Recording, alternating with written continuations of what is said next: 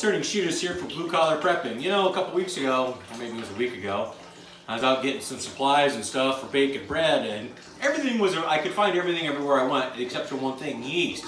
And then, of course, I saw on a giant social media website a recipe for beer bread. And it was relatively simple, and I was like, what the hey, I got lots of flour, whatever, it might pan out.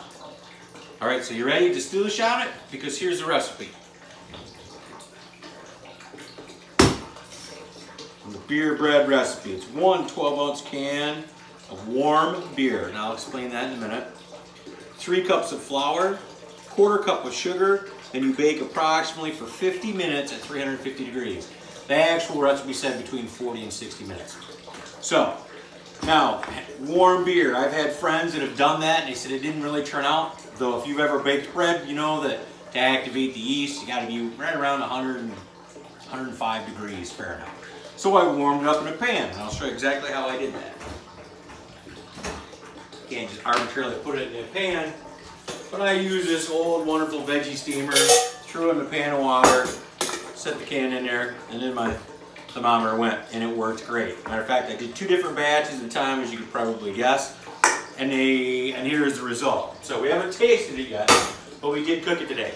So other than warming up the beer, I did exactly, screenshot time again, what this says. Okay? And now you see the result. I didn't let it rise or anything. I mixed it up in one thing, dumped it from the mixing pitcher into the glass bread pan, and I did the same thing. This is the PBR version, this is the Coors Light version. Why did I use 2 different beers?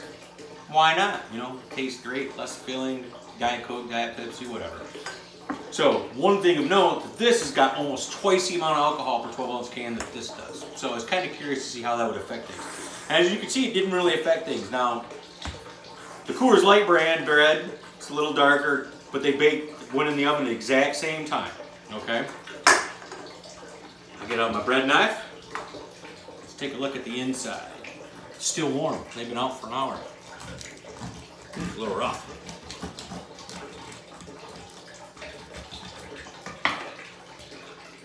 Yeah, see, didn't really rise.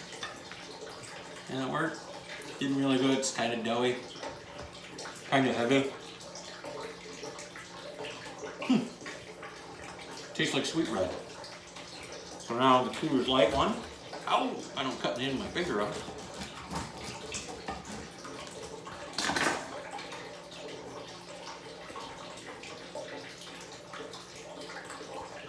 Try a little bit of this. No, they taste almost exactly alike.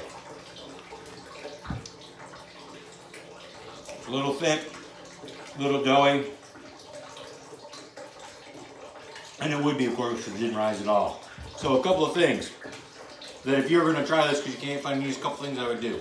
One, I'd probably dial back the heat to about 325, let it cook a little longer. Go a little slower. In addition to that, if you ever, like again, if you ever made bread at home, you always let it rise. You let it rise in the mixing bowl, and then you let it rise again once you get it in the bread pan. And I didn't really do either one of those things. I just mixed it and whatever, because I try to go by the recipe as much as possible. So, and maybe I warmed the beer up too much. I don't think that's the case. This is generally how it turns out when you don't let your bread rise at all, and the yeast really hasn't been all that activated in it. So maybe next week I'll try it a little differently. Maybe next week I'll try cooking something else. But I digress. This is just Sooning Surest here in Blue Collar Prepping. Be good, be safe. Can't be safe. Be good and be